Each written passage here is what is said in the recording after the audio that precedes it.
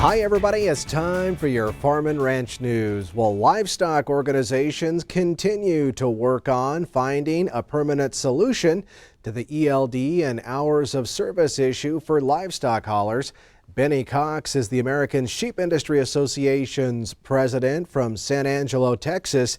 And during the ASI convention in Scottsdale, Arizona a few days ago, he told me it's a big deal for everyone and for good reason.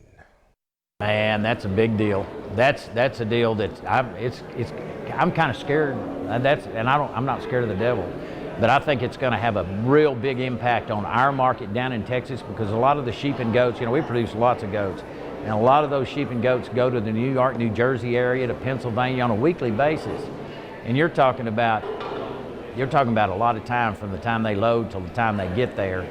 But it's going to be a challenge to address. And there's a lot of cattle and sheep that go from some of your far western territory to feedlots, like from Oregon to Denver, for instance. That's a long ride, and so it's going to be a challenge for these trucking industries, and it's inevitably going to cost our industry a good deal, because freight's going to have to go up. And certainly those in the U.S. livestock industry would prefer a permanent solution to ELDs and hours of service be found sooner rather than later, instead of the current short-term fix of continuing to pass waiver extensions. Well, stay with us. We'll be back with more Ag News right after this. Producers interested in the Conservation Reserve Program 2020 general sign-up to get enrolled by February 28th. This sign-up is available to farmers and private landowners who are either enrolling for the first time or re-enrolling for another 10 to 15-year term.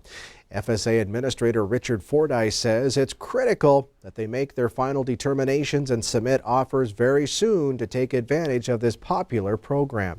CRP has 22 million acres enrolled, but the new Farm Bill lifted that cap up to 27 million acres. To enroll in CRP, contact your local FSA office or visit the Farm Service Agency's website.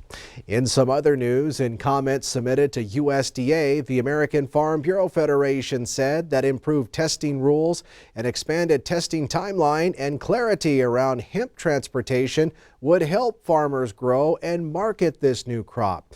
The comments relate to USDA's interim final rule regulating hemp production nationwide. During the Farm Bureau's recent annual convention, members actually voted to support an increase in the allowable THC level in hemp up to 1%. Keep in mind that the current law limits THC content in hemp to 0.3% or below.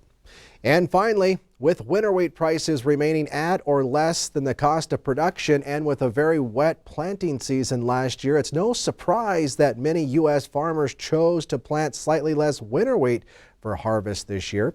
USDA recently assessed hard red winter wheat planted area at nearly 22 million acres, but that would actually be down 1% from a year ago. Planted acreage is down year over year in several major hard red winter wheat producing states, including Montana. Well, that does it from the Ag Desk. Have a great day.